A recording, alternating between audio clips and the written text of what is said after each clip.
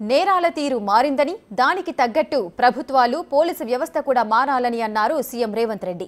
ఒకప్పుడు దొంగలు ఇంటికి వచ్చి దోచుకుపోయేవారని, కానీ ఇప్పుడు వారింట్లో కూర్చొనే బ్యాంకు ఖాతాలను ఖాళీ చేస్తున్నారని చెప్పారు. క్రైమ్ జరిగిన తర్వాత నేరస్తులను పట్టుకోవడం కష్టమని, అందుకే క్రైమ్ జరగకుండా చేయాలని పిలుపునిచ్చారు సీఎం.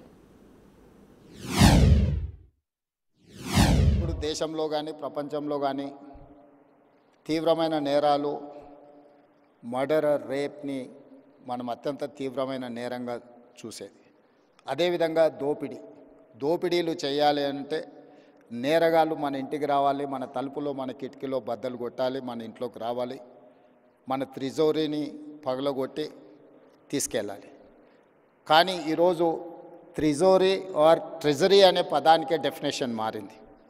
ఈరోజు మన త్రిజోరీ, మన ట్రెజరీ మన కంప్యూటర్ లేకపోతే మన మొబైల్. సో మన కంప్యూటర్ని, మన మొబైల్ని మన ఇంటికి వచ్చి ఎత్తుకెళ్లాల్సిన పని లేదు.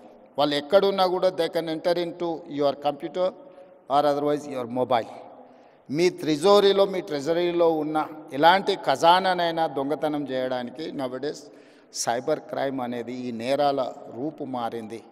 ఈ నేరగాళ్లను పట్టుకోవడానికి అవసరమైన విధి విధానాలను రూపొందించుకోవాల్సిన అవసరం ఉన్నది.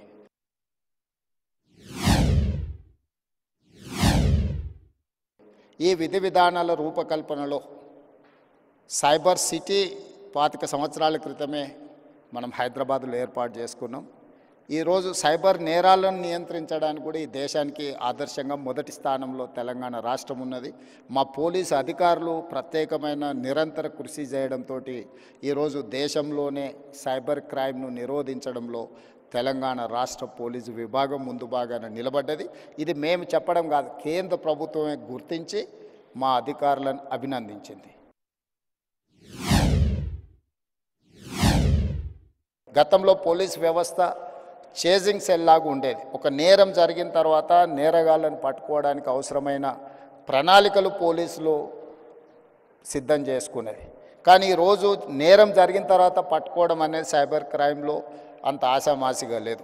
ఎందుకంటే గతంలో ఫిజికల్ క్రైమ్ అనేది within the state, within the village or within the ఏరియాలో జరిగేది. సైబర్ క్రైమ్ అనేది sky is the limit for crime. ఏ దేశంలో అయినా ఎక్కడైనా ఉండి ఏ నేరమైనా చేయొచ్చు. ఆ నేరం ఎక్కడి నుంచి జరిగింది కనుక్కోవడం ఒక ఇబ్బంది అయితే, నేరం చేసిన వాళ్ళని గుర్తించడం రెండవ ఇబ్బంది అయితే, నేరం చేసిన వాళ్ళని పట్టుకొని శిక్షించడం మూడవ ఇబ్బంది.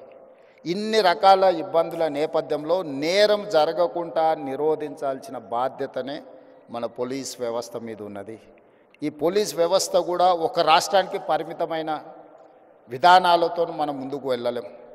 ఈరోజు దాదాపుగా 14 రాష్ట్రాలకు సంబంధించిన పోలీస్ అధికారులు ఈ సమావేశంలో పాల్గొన్నారు.